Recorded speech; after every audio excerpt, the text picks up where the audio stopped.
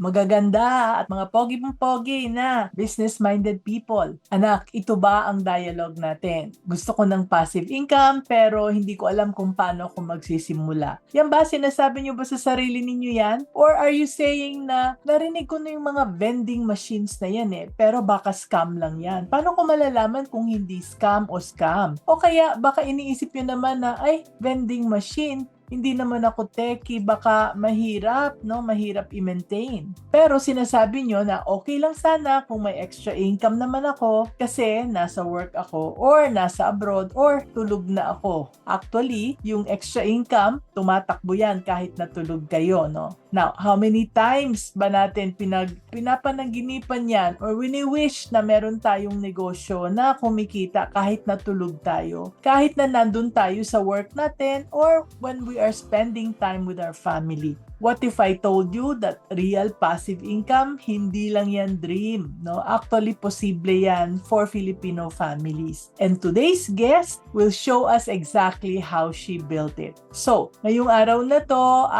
let us discover together, no? Etong negosyo, the business that runs while you sleep, real passive income for Filipino families. At hindi malaki ang puhunan nito, no? So, since meron tayong mga viewers na first-timers lang, I would like to give a short introduction. No, ako po ay si Mami Negosyo. I've been in business for more than 40 years. Naging Chowking franchisee po ako ng 18 years, STI College licensee for 28 years. Plus, marami pang mga ibang negosyo. Hindi ko na enumerate lahat. Baka maubos yung ating oras, no? Ngayong retired na ako, I'm a mentor helping entrepreneurs like you grow easier and faster. I do a lot of coaching almost every day. So, if you're interested to get more free resources, no? Marami tayong free resources sa lahat ng platform, no? Even in LinkedIn.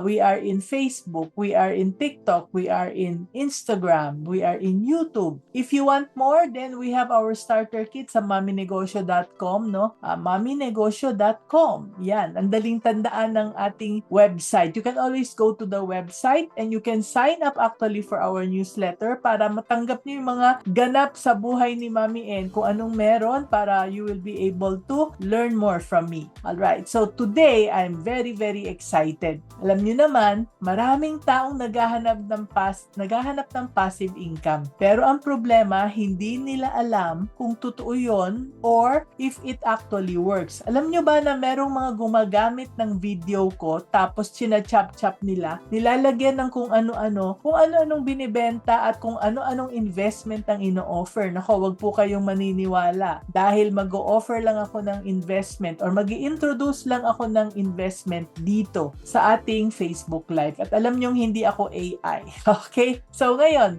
dahil ito ay isa sa aking mga naging coaching clients, I'm so excited to have her here today, no? Kasi talagang she built a business that runs even when she sleeps. And ngayon, dahil sa natutunan niya sa kanyang pagnenegosyo, dahil sa aming more than 3 months na together in her business, now she's helping other Filipino families do the same. Diba? Nakaka-excite? Kaya, di ko na patatagalin. I know you're not here to listen to me, but to listen to her. So, let us welcome my inspiring client and very, very young friend, the founder of Era Computer Center, Miss Aaron Gail Montealegre Ruiz. Yan, nakita nyo naman. Maganda yan. Maganda yan. Lalo na sa personal. Miss Aaron, welcome, welcome. At bago tayo mag-dive in sa topic natin today, toy-kaway ka muna to say hello.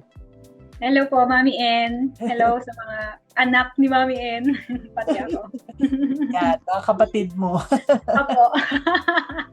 Can you share naman, ikaw na lang mag-introduce sa sarili mo. Share with our viewers a little bit about yourself, who you are, ano ba yung Era Computer Center, and what kind of passive income systems do you help Filipino families build? Yan. Thank you, Mami N, sa introduction niyo po sa akin and for inviting me here. So, I'm Aaron po pala. pala an engineer in profession and entrepreneur by calling. So ako yung co-founder ng ERA Computer Center together with my husband, John. So, a little bit of my background. I work as a product development engineer noon and also a part-time college instructor. So, during that time is may trabaho naman, may income naman, pero I realized something na I only have 24 hours in a day. Kung ang income ko is nakatali doon sa oras ko, it means na may limit talaga yung income natin. So, we started ERA in 2019. We first do a DIY piso Wi-Fi. And from there, ang daming nagtatanong saan namin siya nabili, kung magkano. Since kami nga lang po yung nag-build noon, we decided na kami na rin yung magbenta. So, ang nasa isip ko noon, no matter what will happen, kaya naming panindigan yung business na to since kami yung gumawa. Then, the pandemic hits nung 2020. So, alam naman natin nung 2020, nag-lockdown, nag-stop yung karamihan, walang trabaho, nasa bahay lang. And kasama kami doon sa natamaan nung walang trabaho. And doon namin nakita yung potential ng vendo machine. Kasi kahit yung mga tao walang trabaho, kahit nasa bahay lang sila, gumagamit sila ng vendo. Yung simpleng machine ng piso Wi-Fi, so siya yung naging income provider namin during the lockdown, kung ilang months man yun. So, which shows na yung ganitong business po is crisis proof. So, from there po, yung mission ng ERA, nagbago na hindi lang kami basta nagbebenta ng vendo machine. We help ordinary Filipinos build additional income passively and hindi nila kailangan umalis sa trabaho nila or iwan yung business nila kasi ito ay additional income na hindi nila kailangan maging physically present doon sa vendo machine nila. So, fast forward today, ERA now is a Filipino-owned engineer-led company that manufactures passive income machines tulad ng mga piso Wi-Fi, ng 4-in-1, ng e-loading kiosk, ng computer pisonets, and we help thousands of Filipinos na rin to turn their small spaces into income-generating assets. So, yun po, Mami N. Yan, thank you so much, no? Narinig nyo ba yon, no? May limit ang income sa pagiging employee. Totoo yan, dyan din ako nag-umpisa, no? Dahil dati nagtuturo ako. Kung absent ako, wala rin akong income, no? At ang kagandahan pa sa nangyari sa iyo ay tulad ng sa iba rin na nung nagkaroon ng pandemic na wala ng trabaho pero naging blessing. Kasi na-discover ninyo na yung negosyo nyo pala ay pwedeng maging crisis proof at mag-provide ng additional income kahit na wala kayong work. So, sa mga nanonood, no, anak, the reason why finiture ko si Aaron today, it's because marami siyang natutulungan at dahil alam niya yung ginagawa niya, yun yung kagandahan. Marami dyan sa tabi-tabi na nagagawa-gawa ng mga machine ng mga piso-piso Wi-Fi or kung ano man mga vending machine dyan, pero hindi nila alam kung anong ginagawa. Samantalang si Aaron herself, no, meron siyang di mo na kwento na meron kang master's degree sa ECE. Masyado siyang humble at kaya siya nakapagturo at kung ano yung kanyang mga tinuturo, yun din ang ina-apply niya sa kanyang negosyo, no? So pag gumawa siya ng machine, ano man mangyari, kaya niyang panindigan dahil sila ang kumbaga technical expert sa larangan yan. No? Okay, so napaka-exciting ng opportunity na to. So, at this point, I want you to know na Q&A, hindi po ako magle-lecture dito dahil tuwing Tuesday, etong ating show ay Meet My Mentor, Meet My Friends, at Meet My Clients tulad nitong si ERA. Ang format natin ay Q&A. So, magtatanong po ako ng questions dahil ako rin gusto kong matuto para sabay-sabay tayong matututo. Alright, so ito, first question ko ha, Miss Aaron, no, naging teacher ka, no, before. Ano yung itinuro mo at naging employee ka din? So, paano to nakatulong sa negosyo mo? Ang point ko is, kung ano yung naging profession natin noon, malaking maitutulong sa ating negosyo. At gusto kong marinig kung ano yung naitulong kay Miss Aaron ng kanyang past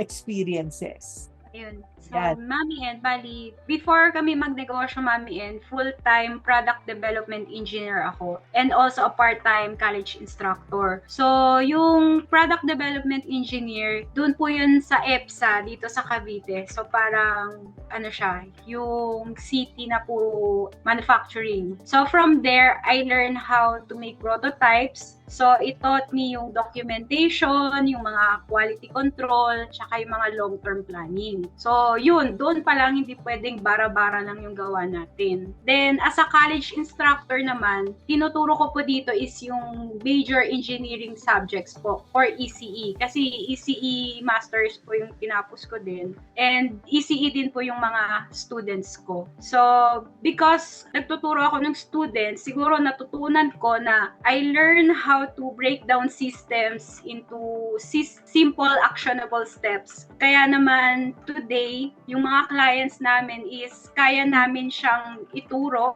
step by step. So hindi lang kami nagbebenta dun sa mga clients namin. We educate them about the product, tsaka yung mga maintenance niya, natuturo din namin. And then after nun, we built ERA. So akala ko din dati is detours tong mga pagiging engineer ko and pagiging teacher ko. So akala ko dati ay detour siya, pero looking back, ngayon ko lang din na-realize na parang preparation yun for me ng pagiging engineer and pagiging teacher. That was a training ground for me to start yung business namin ngayon na ERA po. Yan. So, thank you very much, no? Karamihan kasi sa atin, iniisip natin, may profesyon ako, bakit ako magne-negosyo, no? Detour, no? Parang biglang bumaba yung aking ranggo, 'di ba? Lalo na pag may master's degree ka, tapos pwede ka nang maging professor sa school. Pero yung pala, preparation lang. Kaya I want you to hear that, no, sa mga nanonood. All right. So, question number 2. Maraming nagbebenta ng vending machines at passive income systems ngayon. Madami ring mga fake. So when someone chooses ERA, ano ba talaga yung makukuha nila na kakaiba dun sa ibang mga vending machine businesses out there? Especially yung sa iyo ay hindi scam. I'm sure, no, dahil maraming nai-scam dyan sa mga vending machine na passive income na yan. Ano ba yung competitive advantage mo na makes you the best choice for those who want to start this kind of business? Yan. So that's a very good question po, Mami N. And yes, marami pong nagbebenta ng vending machines ngayon. But here's the difference po. So a lot of sellers focus on selling the machine. But kami, we focus on the systems. So, when someone chooses ERA, hindi lang sila bumibili ng unit. So, they are getting a tested setup with structured guidance and a real after-sales support. So, every product na nire-release namin is engineered with long-term durability and actual field testing. So, hindi po siya basta inassemble lang, then binenta. Through time, we refine the product based on real user experience. And second po, we set realistic expectations po doon sa mga customer namin. We educate them about yung tamang location, yung maintenance niya, and yung tamang management po. Kasi hindi porket sinabing passive income, Mami N, hindi siya no work. So, passive income means building assets. So, building income through assets. And third po is, we've been doing this for years na, for 7 years. And we've seen the mistakes, the breakdowns, the challenges. So, we adapt and design around those realities. So, for short po, in summary, our competitive advantage is simple lang po. So, una, we build the machines like engineers. Pangalawa, we guide the clients like mentors. And pangatlo po, we support them like their business partners. So, yun po yung difference namin sa ibang competitor, ma'am. Yon, ang galing, no? So, I love that. I love what you said, no? Especially yung passive income is building income through assets that you are getting. Yan, no? Sinulat din ni Miss Marie Cristian, no? That is how you get passive income. It does not mean na wala kang tatrabahuhin. So, okay. So, in other words, yung sinabi mo, no, hindi lang magbe-build ng machine, pati yung sistema, pati kung saan dapat ilagay at kung hindi dapat ilagay dun sa lugar na yon dahil hindi kayo kikita. So, after that, meron pa kayong after-sales service, no? Yan yung walang ganun na pwedeng ipangako yung ibang mga nagbebenta dyan, lalo na yung mga scammers, no? So, okay, so if you heard that, no, I think the word there is quality, no? Maraming magsasabi na quality yung kanilang ginagawa, pero I'm sure, no, kaya inimbita ko si Miss Aaron dito, it's because I know that what they produce is quality. So, Aaron is one of my favorite clients, no? So, gusto ko lang siyang tanungin ngayon, at what point mo nalaman na hindi mo na kayang mag-isa nung nagnenegosyo ka, na you needed guidance and mentorship? At paano mo naman ako nakilala? How did you find me? Kasi hindi naman tayo magkakilala dati. And what made you decide to get coaching? So, I realized na kailangan ko na nung coaching me nung yung time na parang around 5 or 6 years na kami na hindi na nag-grow yung business namin and paulit-ulit na yung mistakes ko tsaka parang yung trajectory ng business namin pa-spiral down na. And yun, may struggle na rin sa cash flow. I realized na being an engineer and being a business owner are two different things. So, different expertise siya. And nasabi ko na lang na hindi puro hard work lang yung kailangan ko. I needed direction, I needed guidance. That's when I found you, Mami, and yun yung time na hindi ako naghahanap how to increase income, but how to sustain the business. Yun yung purpose ko noon. So, I watch your videos, buy your books, yung mga naging business problem and solutions nyo noon, talagang nagre-resonate siya sa akin. So, nakaka-relate din ako. Kaya parang nasabi ko na, ay matutulungan ako nito ni Mami, and so yun, pinalo kita. Tapos, na-meet po kita dun sa my PACE program. And then, dun ako lumapit sa inyo kung nagtatanggap kayo ng mentee. So, from that po, doon na tayo nag-usap. And yun, parang napakasarap kausap niya ni Mami En,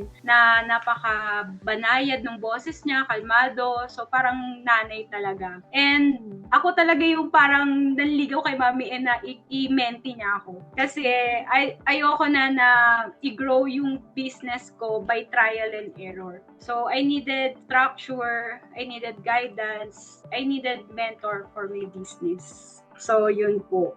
Okay, thank you so much. No, wow. Nakakataba ng puso.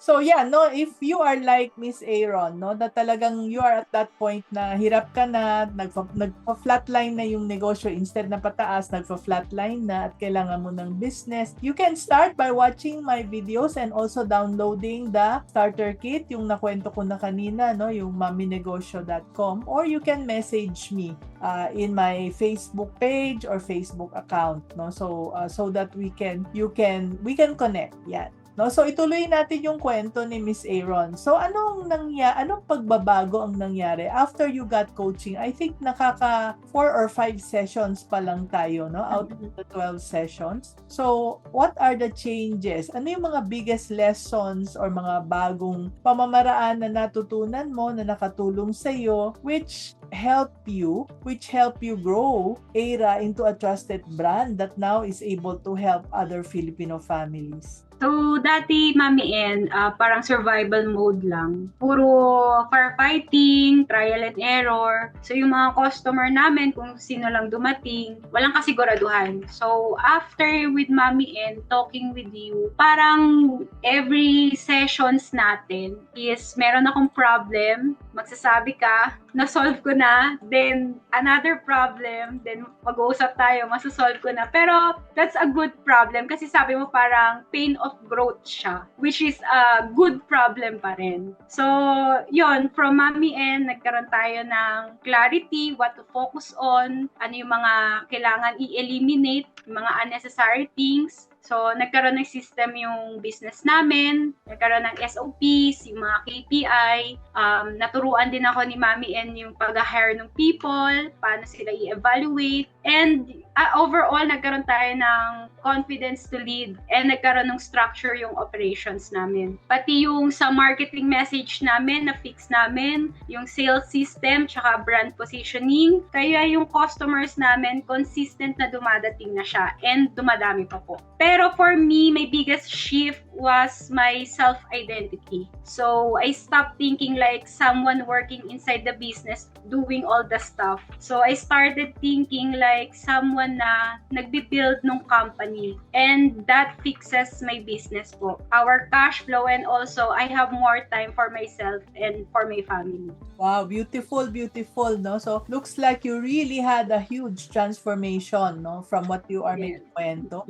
And totoo naman, I also experienced that kasi sabi ko nga siya yung isa sa aking mga favorite clients, no? Talagang every time we meet, ang over yung kanyang pagta-transform. Nag-grow talaga siya dahil she's very open, nakikinig, at talagang ini-implement. And in between our meetings, maya-maya, nagme-message siya at nag-guide ko siya to go on to the next level. No? So may nagtatanong dito may nag-DM sa akin kung tumatanggap daw ako ng coaching clients. So if you are interested, no, alamin natin kung right fit tayo, you can book a free clarity call. Actually, puno na yung aking coaching client ngayon, kaya you can join the wait list. We have posted the wait list if you're interested. So the moment na merong opening, we will inform you. Just click on the link here so that you will be able to join our wait list. Now, I just want to introduce to you yung aking book at this point, no? If you're growing your business and medyo you are stuck, nabanggit kanina ni Miss Aaron na nag-umpisa siya sa libro. So, Grow Your Business Pinoy is a book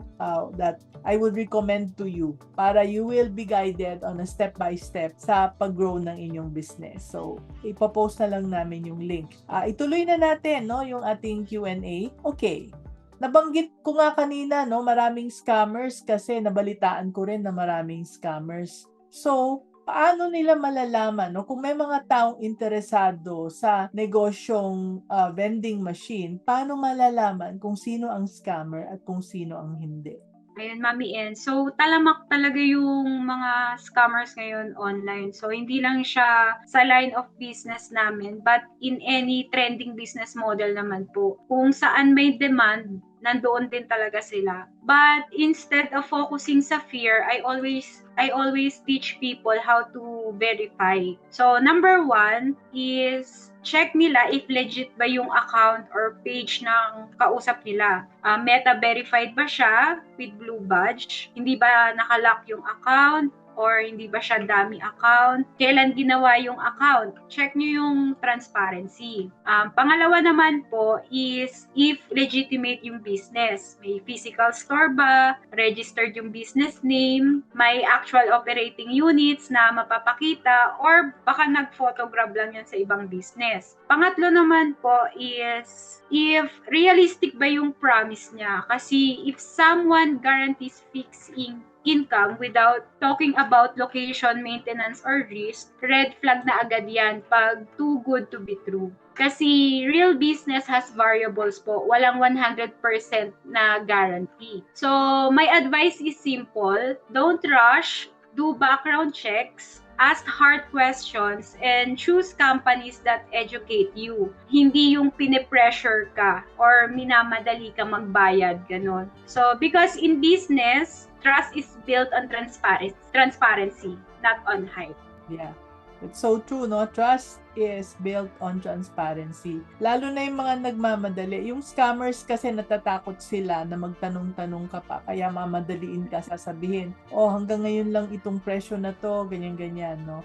So, we see all of that, no? Pero tama yun, no? Check natin. The first one is really check natin. Yun yung madaling ma-identify. Check natin yung Facebook page kung merong verified, Meta verified na blue check mark, because Meta will not just give you the blue check mark. Ang daming pagdadaanan natin bago tayo magkaroon ng blue check mark, no? Dati nung nag-uumpisa pa rin kami, nung wala pa kaming blue check mark, ang daming fake na Facebook page. Pero ngayon, nawala na sa awa ng Diyos. Kahit na sa TikTok, marami rin, no? So always check, always find out. Okay? watch out for red flags, ha? Alright. So, yun.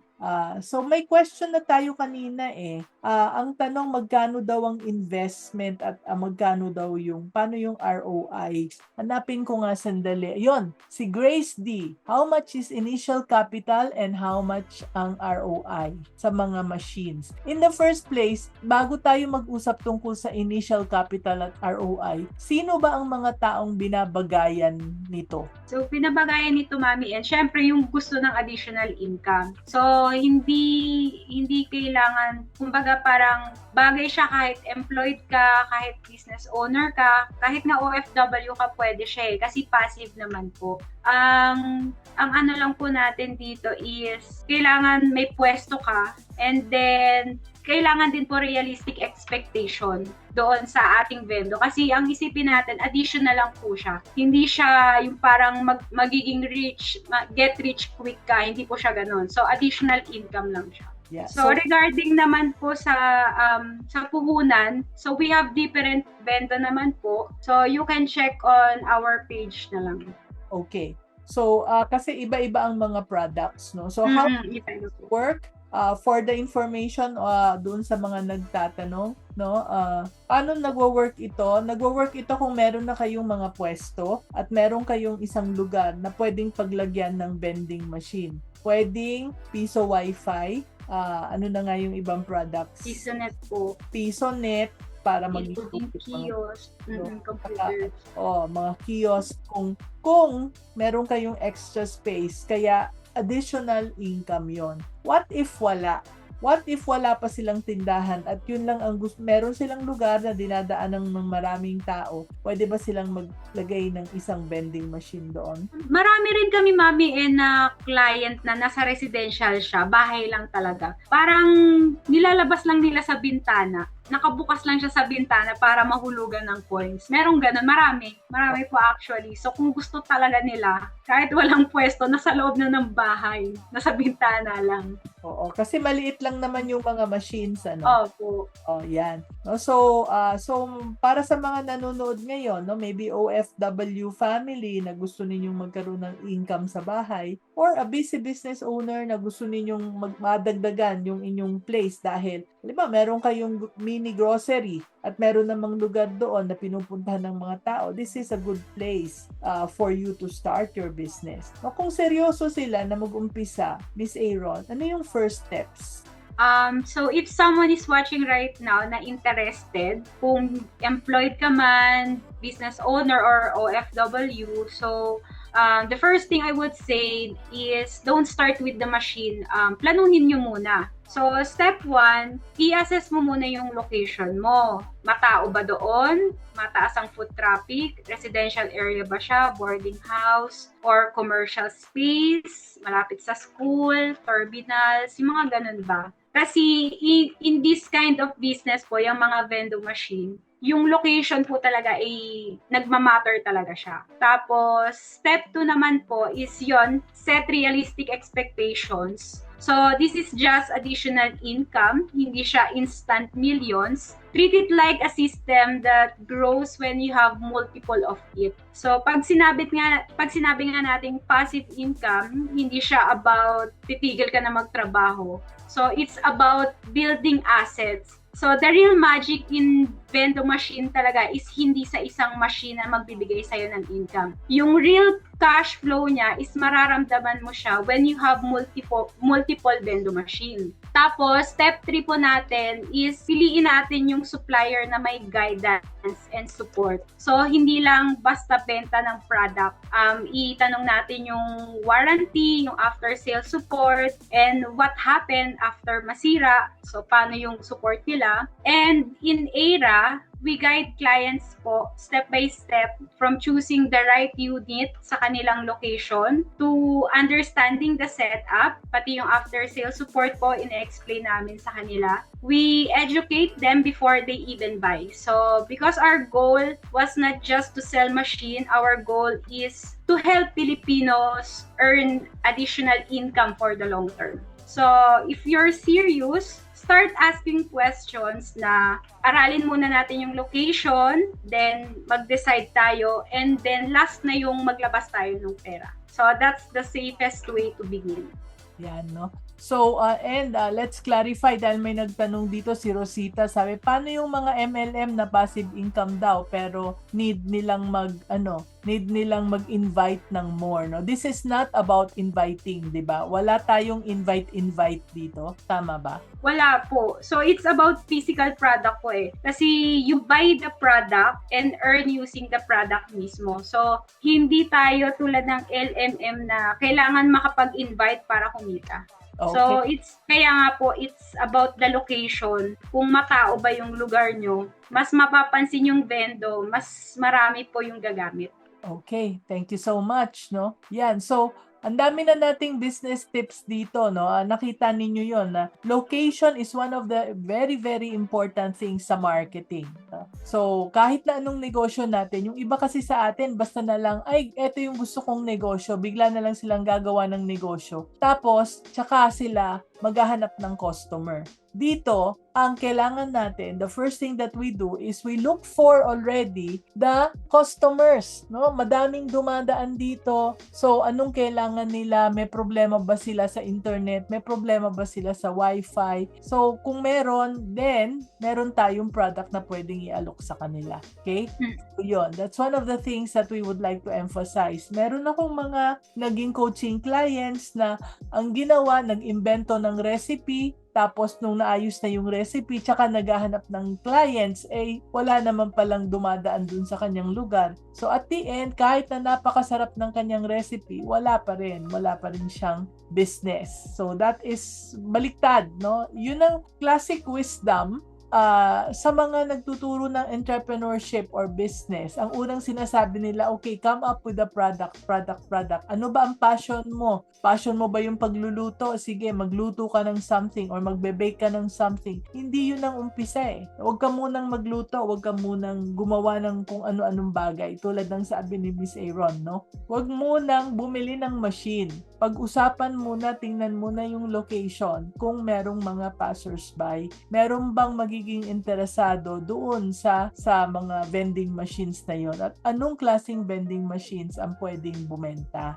Yan, no? So that is how you learn about business. And like Miss Aaron, if you want free business tips and strategies na tulad ng mga pinag-usapan natin, you can subscribe to our YouTube channel. Nakalimutan kong banggitin kanina. Meron tayong YouTube videos at itong mga interviews natin at yung mga teaching videos nandoon po sa ating YouTube videos. Paki-post na lang yung ating link.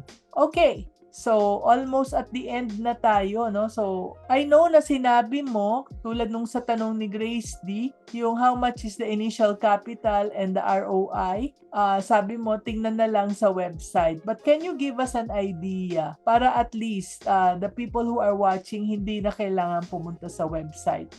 So, for example po, Mami N. So, mag-compute tayo ha. So, halimbawa, ang piso wifi, Mami N. So, halimbawa, kung meron kang 10 client naghuhulog ng 10 piso araw-araw. Kasi ang 10 piso po is parang 3 hours lang. So sa ibang lugar, mas marami pa siya. Mas marami pa, mas malakas pa kahit dito sa amin. So parang maliit talaga yung parang 100 per day. So kunyari, yung 100 per day na yon in 1 month, siya ay 3,000. So, kung ang benta natin is 9,000, so ROI ka na in 3 months po. So, that's one vendo pa lang po. So, we have different vendos. So, like yung PisoNet, yung e-loading kiosk, yung Piso i-give. So, that's how it works po. So, mas marami kang ma-serve na client, mas malaki yung kikitain natin, mas mabilis yung ROI, and mas malaki yung kita natin for the long run. So, magkano ang range ng investment? Let's say yung pinakamalaki to the pinakamalaki. Pinakamababa namin, Mami N, is yung Piso i-give. Nasa 5,000 lang po siya. So, yung concept naman Piso i-give, yung nagre-retail ka ng tubig. Yun po. Tapos, Piso Wi-Fi, nagre-retail ka ng internet. E-loading kiosk, nagre-retail ka ng load. Computer, nagre-retail ka ng computer rental. So, yun po. So, 5,000 up to 55,000 po. Yung range ng products namin. So, yung meron palang vendor. So, the technology pala is paano mong makokontrol yung pera na pumapasok. Kaya siya passive income.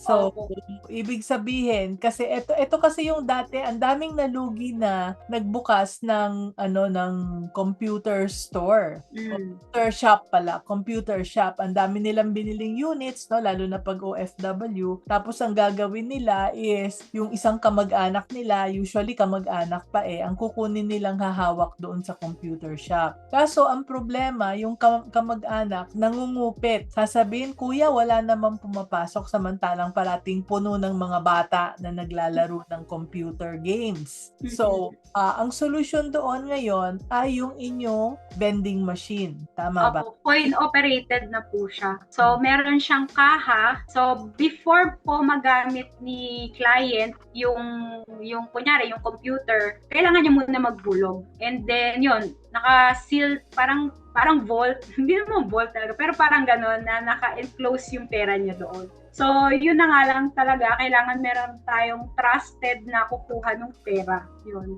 ganun po siya. Yan, no? So, ibig sabihin, pwede ka nang mag-hire kahit na hindi mo ka mag-anak, hindi mo ka kasi hindi naman sila hahawak ng pera doon sa iyong computer shop. So, kahit hindi siya bantayin, Mami N. Bali, ang gagawin na lang po natin siguro is yung magpapalit ng barya tsaka yung kukuha ng barya mismo. So, kailangan din talaga mapagkakatiwalaan po yung kukuha ng pera. Yes. So, mamamonitor din, mababalanse din nila kung ilang tao ang gumamit ng computer, gaano katagal gumamit ng computer, at magkano dapat yung pera. Yes po, namomonitor siya. So, kahit nandun ako sa Qatar, makikita ko kung magkano yung kinikita ng aking company. Opo. Yan.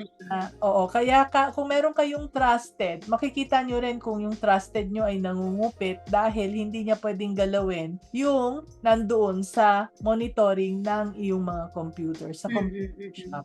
So, yun yung idea na paano akong kikita doon? Kasi kahit na 50,000+, pero marami namang machines, no? Ilang machines ang pwedeng hawakan nun? Mami N, depende. Kasi meron kaming machine na nasa 55. Isang machine lang siya, pero for service na. So, yun yung piso wifi na meron siyang i-loading, pwede ka pang mag-cash in, pwede ka pa rin magbayad ng bills. So, yun yung nasa 50 namin, for service na. Yung for service, okay.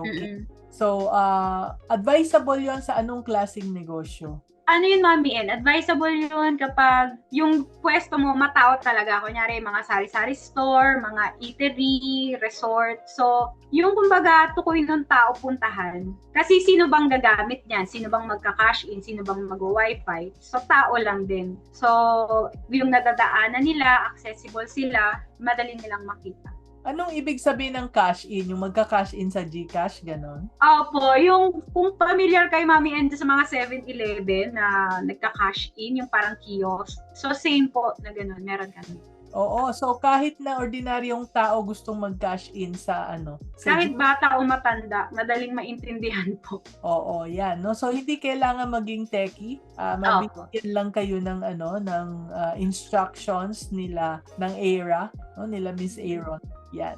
Okay, so ano pa ba? Tingnan natin kung ano yung mga tanong pa dito. So, yung ROI at saka yung investment, depende sa kung anong klaseng machines. Kaya, mahirap i-explain. The best thing to do is to really just go to the website. Yan. Pwede namin kayo mabigyan ng specific computation ng ROI kung ma-verify nyo kung anong vending machine mismo para mabigyan namin kayo ng computation talaga. So sa bawat klase is klase ng vending machine is merong kanya-kanyang sariling ROI computation. Yan. So si Leslie Valenzona dito sa Zoom, sabi niya, can you share kung saan po ang best location para sa vending machine? So, yung mga clients po namin na madalas umorder po, it's either may sari-sari store sila or kahit nga sa loob lang ng bahay nila ilugar yung vendo eh. Tapos, sa mga terminals, meron din umorder sa amin sa mga terminals, sa mga eatery, kahit bahay lang din talaga. So, basta may tao. Para sa akin, basta maraming tao. Kahit commercial, kahit residential, okay siya. Tao lang talaga yung kailangan.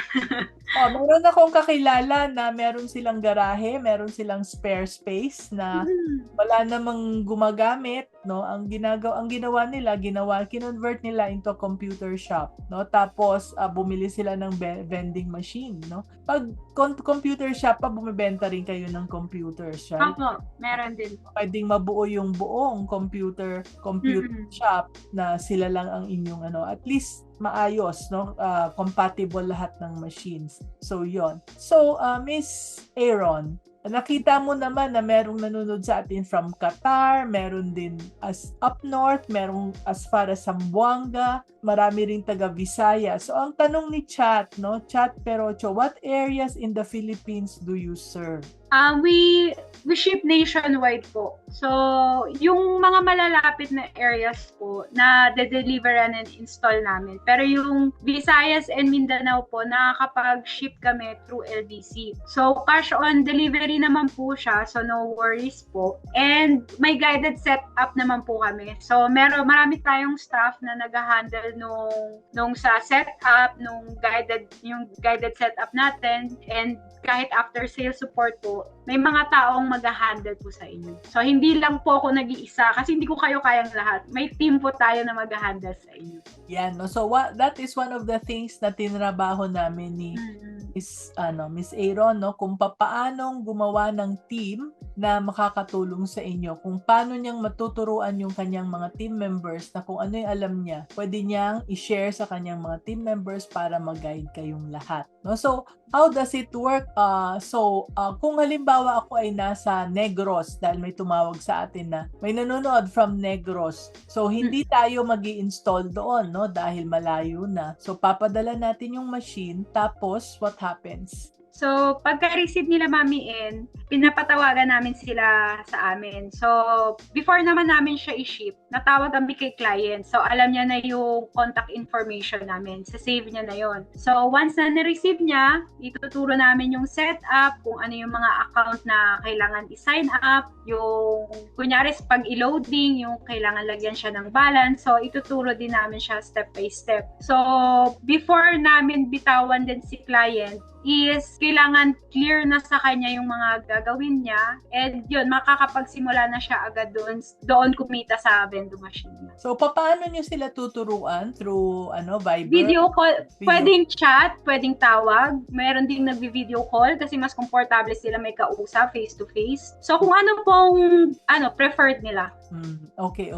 So, ang tanong dito ni Rich Santos, suki natin ito, sabi niya, is a municipality permit necessary? So, sa amin kasi po, kunyari, vendo machine, wala pa talaga siyang category para sa business. So, hindi na siya kailangan ng permit. Pero for example, idadagdag mo siya sa inyong existing business na, hindi nyo na rin siya kailangan applyan ng permit kasi parang additional na siya dun sa tindahan nyo, kunyari yung sari-sari store nyo. Pero, in case, kasi meron na akong client na parang pina-require siya ng mga barangay business permit, pero hindi na talaga kailangan po ng municipality permit. Hindi na siya hinihingan kasi nga po, una, wala pa siyang category doon sa pag-a-apply ng permit po. Kasi vendo lang po siya. Pero just to be sure, magtanong ka.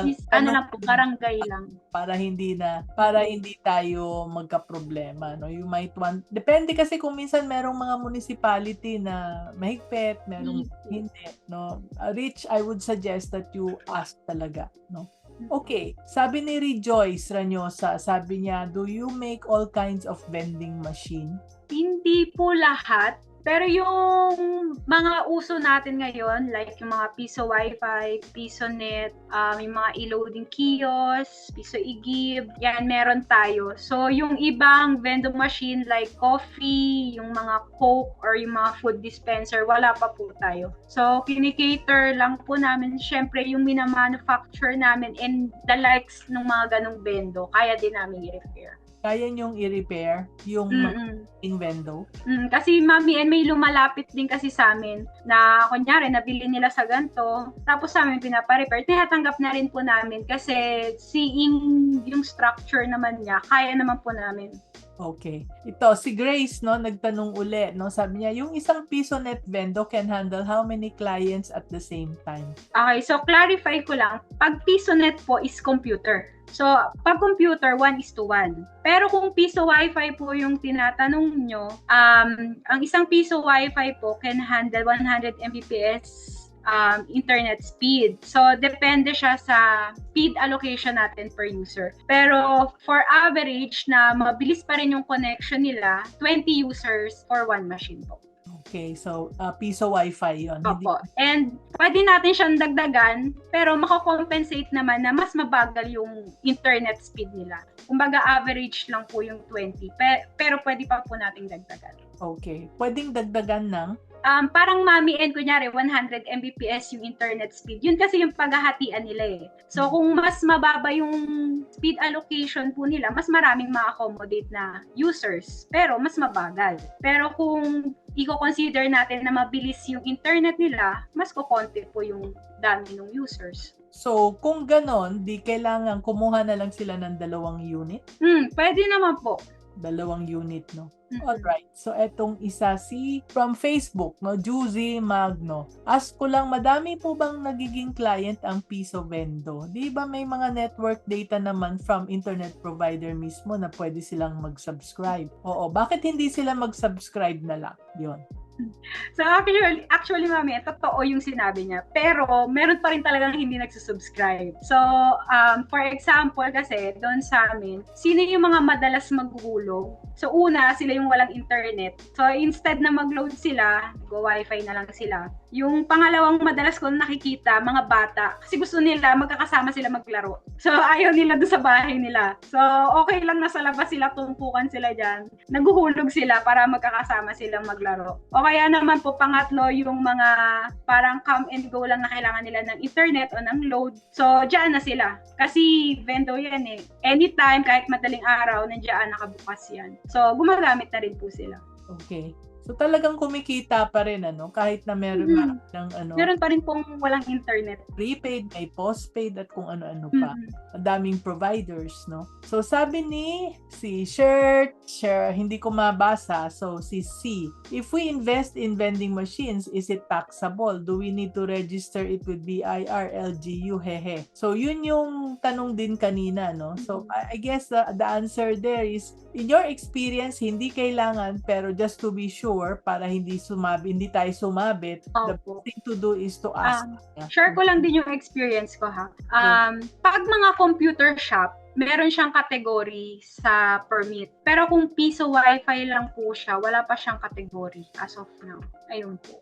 Oo, yun yung category, like kung i-register mo, anong klaseng negosyo? Wala. Kaya nga po. Pangalan. Kasi kahit ako gusto ko siyang i-apply kung Piso Wi-Fi lang. Pero hindi ko siya mai-apply kasi hindi ko siya mahanapan ng category. Pero yung computer shop, meron po. May permit kami. Lalo kung nasa 5 units pataas na siya. Na-applyan na po siya ng permit. Yan. Sana nakatulong, no? So Rich, I hope nakatulong din sa iyo, and si C also.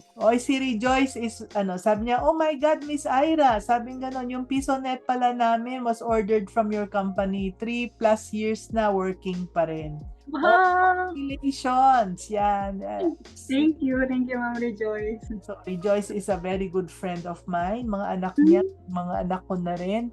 No? Pero happy that she is here. Si Rosita, paano yung technical after sales ng mga taga Mindanao and Visayas? So, ganito po yung ginagawa namin, Mami N. So, una, ino-online troubleshoot namin siya. So, meron kaming set of instructions, meron din kaming videos. So, ginaguide po namin namin si customer na dapat nilang i-check o yung mga pwede nilang gawin. So, for example, may mga kailangan ng palitan na part, pinapa-order na lang po namin sila online. So, pinapadala din po namin yung part. So, in case na yung worst case po na hindi talaga siya ma-troubleshoot, doon namin nire-request yung concern part na ipadala sa store para doon namin i-check na. So, pero meron ding client na ayaw nilang galawin, natatakot sila. Sila naman po yung buong bendo na yung siniship pabalik. So, nire-repair din po namin. So, kahit gano'n na sila katagal, nire-repair din po namin and binabalik po. Tapos, sa labor po, wala po kaming sinisingil sa labor. Yung parts lang po na pinalitan yung sinisingil po namin.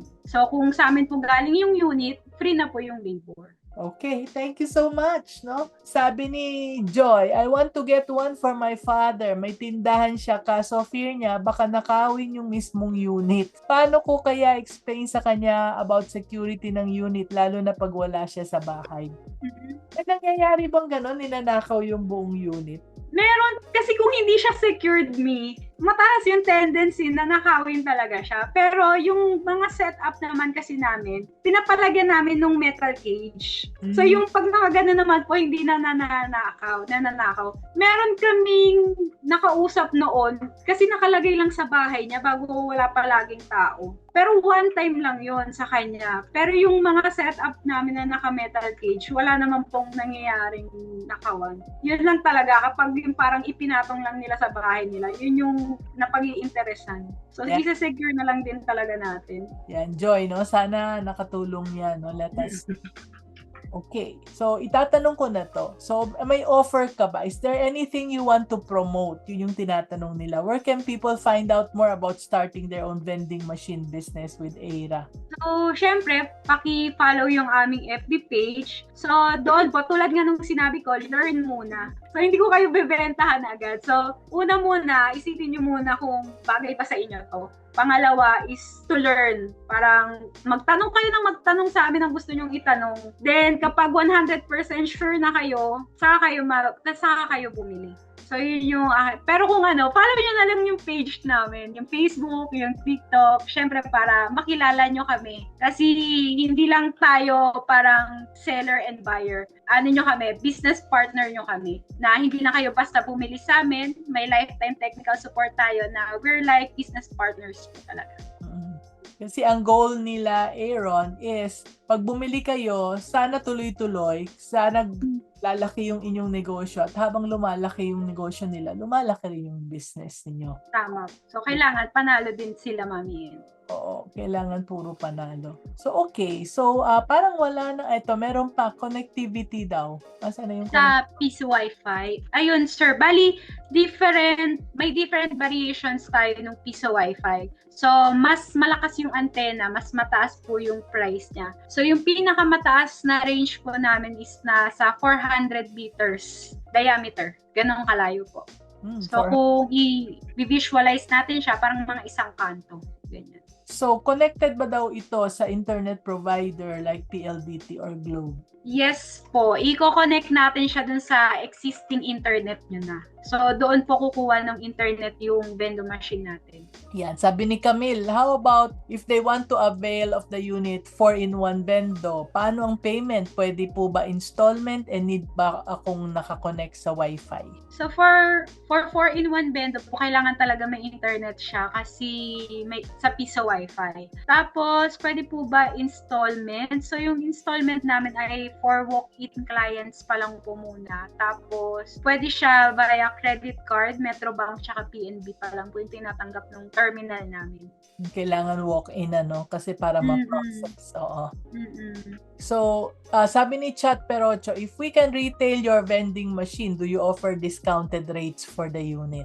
Ibig niyang sabihin, magiging distributor yata siya. So, lang kayo. Oh, diba? Sige. Naghahanap din po kami ng distributor. Masakali. Okay, great. Ito pa. If si Marie Chris, sabi niya, if I'm planning to build a business like that, is it fit for remote area or rural area near roadside? Doon ba dapat sa malayo or doon sa dapat sa sa main place, sa main city? So, yung tinatanong ni ma'am, basta may tao. So, una, kailangan may internet. Pangalawa, dapat may tao. Basta may tao, may customer ka. Yan lang yung masasabi ko. So, yun, may tao. Kasi, kung hindi man sila mag-piso wifi, for example, yung 4-in-1, maglo-load yan. So, sa'yo pa rin yung bagsak. Kahit hindi sila mag-wifi, maglo-load naman or magka-cash in or mag-bills payment. So, kung mapapansin nyo, in necessity siya eh. Hindi siya basta once. Kasi karamihan naman ngayon may cash in na, di ba? So, instead na, kunyari, madaling araw sila magka-cash in, bukas pa rin yung vendo mo, yung ibang tindahan, sarado na. O kaya naman, maglo-load sila, magde-data. So, pasok pa rin sa'yo, kikita ka pa rin. Ganun. Okay. Every transaction. Okay, meron pang isang tanong dito. Alam ko, nabanggit mo na to dati, Miss Aaron. No? Sabi, meron ba kayong DIY car wash? Alam ko meron. Ng car wash, wala pa po ngayon. Buong unit meron. Ano? Pero yung naka-DIY, kasi pag sinabing DIY, parts lang. Meron po kami yung buong naka-assemble na. Oo, hindi ibig sabihin sila yung magka-car wash. Bibilhin ko yung unit, tapos ilalagay ko doon sa sa lugar ko. Opo, meron. Yun po, meron na. Ano na siya? Ready to use na. Oo, hulog ako ng coin, tapos meron, Okay, diba? okay. Nakwento mo na to sa akin eh. Okay, meron silang car wash, hindi yung DIY na paggawa ng machine. Yari na yung machine, pero kanya-kanyang car wash, maghuhulog ka lang ng coin. Opo, ganun. So, last call na, may charge po ba ang e-loading at cash in sa Vendo? Bali, yung tubo, paano tayo kikita sa e-loading? So, yun po yung charge natin per transaction. So, for example, nag-load tayo ng 10 piso. Ang patong natin ay 3 pesos. So, ipaprocess lang po siya ni machine if more than 13 pesos yung ipapasok natin. So, kung below, hindi po siya ipaprocess ni machine. So, yung markup natin per transaction, yun po yung tubo natin. Oo. So, when you say tubo natin, it is tubo niya. Kung sino tubo niya. No? Wala nang kikitain doon. Hindi ako sasali. Nakasali. Baka kala nila kasali ka pa doon. Sorry. Yung car wash. Ang daming interesado. Jennifer Versola Bacanay. Yung car wash daw ang gusto nila. Magkano daw? So, yung sa car wash natin, ma'am, ang starting po natin dito is nasa 5,000 po. Depende pa po dun sa sprayer na gagamitin natin. So, starting natin nasa 5,000. Yan. No, yung markup, sabi ni Camille, markup mo ba sa e-loading ay fix o sila ang maglalagay kung magkano? Yung sinabi mong 3 piso. Adjustable po siya. So, parang default lang po yung 3 piso. Pero kung gusto nyong taasan or babaan, adjustable siya kung magkano yung gusto nyo. Yan. Sana nasagot na. Last call na talaga. Last call na talaga. Third time na tayo. Sige, contact na lang kayo kay Aaron. No? Kasi I'm sure na sayang din dahil this is an opportunity na walang masyadong nakakaalam. So if you can identify that this is a good for you, no? Hingi kayo ng advice kay Aaron or sa kanilang mga tao, no? Meron siyang team na mga magagaling sumagot. Yan. So wala na akong nakikitang last question. Paano i-set up 'yon? Pwede po ba yung gripo? Pwede po ba sa gripo lang yung source of water sa car wash? Opo, yes po. Yung sa linya talaga ng tubig nyo, doon siya nakatap. Linya ng tubig nyo. Yan. Okay. So at this point, do you have any last words for us, Miss Aaron? Dahil tapos na, wala na tayong questions.